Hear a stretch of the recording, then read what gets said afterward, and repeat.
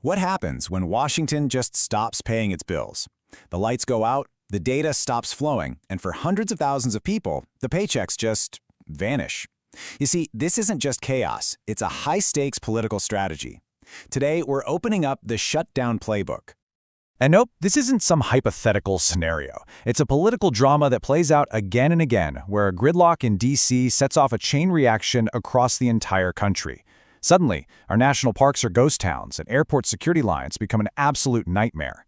So let's break down how this powerful and, frankly, disruptive negotiating tactic actually works, and who really ends up paying the price. So what is a government shutdown, really? First, let's get one thing straight. This is not a default on the national debt. Think of it more like a funding timeout. It's what happens when Congress and the president just can't agree on a budget, and the authority to spend money expires. But as we're about to see, the effects of that timeout spread far, far beyond Washington. The impact is immediate, and it's stuff you can actually see. During the 2018-2019 shutdown, national parks were literally overflowing with trash. But the problem spread like wildfire. At airports, unpaid TSA agents and air traffic controllers started calling out sick, leading to huge delays that slammed the economy. And it's not just about annoyances like your favorite museum being closed. We're talking about critical things, like routine food safety inspections getting put on pause. That's a real risk. Okay, so how does this whole thing even get started? It's not like someone just flips a giant off switch on the government. It actually comes down to a pretty old law that acts as the legal trigger, forcing everything to grind to a halt. It all boils down to a law called the Anti-Deficiency Act. In simple terms, it says the government is forbidden from spending money it hasn't officially been given.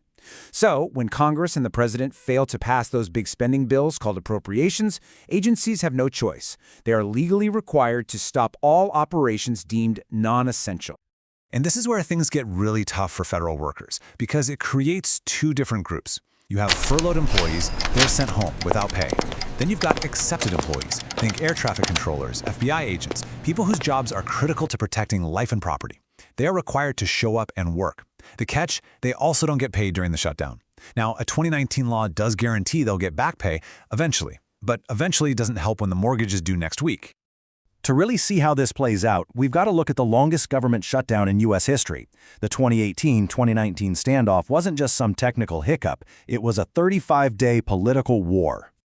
So, what happened? The standoff kicked off with a single demand, $5.7 billion for a border wall. Congress said no, the president vetoed the spending bill, and on December 22nd, the shutdown was on. For over a month, Washington was completely gridlocked. So what finally broke the stalemate? The airports. The aviation system was reaching a breaking point, creating enormous public and economic pressure. That forced a deal to reopen the government after 35 days, a deal that did not include the wall funding. So while the politicians were battling it out in Washington, the real story was the ripple effect that was hitting people all across the country. This wasn't just a news headline. For hundreds of thousands of people, this was a direct hit to their daily lives. 800,000. Just let that number sink in. That's how many federal employees went without a paycheck. That's more than the entire population of Seattle. For 35 straight days, these workers and their families were just thrown into a world of financial uncertainty. No income. And the human cost was just staggering. We saw stories of career federal employees having to go to food banks just to get by. The whole economy started to seize up. Passport and visa applications just sat in giant piles, freezing travel and commerce. Need a small business loan? Sorry, you have to wait. And in a totally unprecedented move, the U.S. Coast Guard, a branch of the military, was forced to work without pay because their funding is tied to the Department of Homeland Security. You know, this quote from the FBI director at the time, Christopher Wray, it just perfectly captures the frustration inside the government. He said he was, quote, about as angry as I've been in a long, long time. I mean, that tells you everything. It shows that even the most critical national security agencies felt the damage from this political fight. All right, so we've looked at the political gridlock and the very real human cost. But what was the final price tag for using the government as a bargaining chip? $11 billion. That was the official estimate from the Nonpartisan Congressional Budget Office. It was, for all intents and purposes, a self-inflicted wound on the U.S. economy. But here's the part that's truly stunning.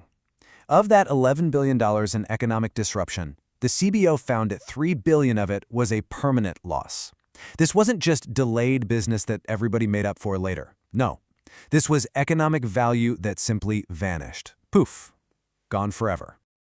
And all of this brings us to the final, unavoidable question. When a political strategy forces 800,000 workers to go without pay, when it disrupts critical services, and when it costs the economy billions of dollars that can never be recovered, what's the true price of that tactic? And really, who is it that ultimately has to pay?